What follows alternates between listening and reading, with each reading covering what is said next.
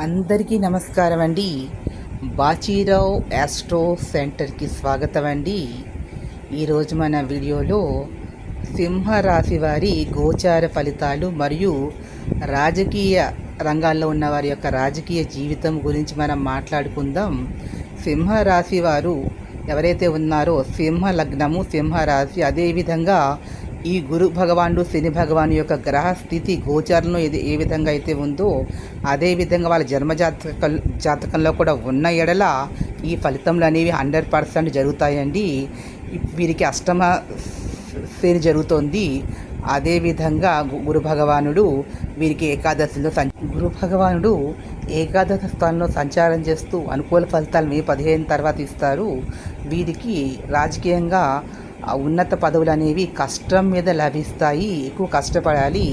వీరు ముసలి వారికి కానీ, లేదంటే అనాథలకు కానీ, అవిటి వారికి కానీ, వికలాంగులకు కానీ సేవ చేసినట్లయితే ఉత్తమమైనటువంటి ఫలితాలను పొందుతారు. ఈ వీడియో మీకు నచ్చినట్లయితే లైక్ చేయండి, షేర్ చేయండి, సబ్స్క్రైబ్ చేసి ఒక చిన్న లైక్ ఇచ్చి ఎంకరేజ్ చేయండి.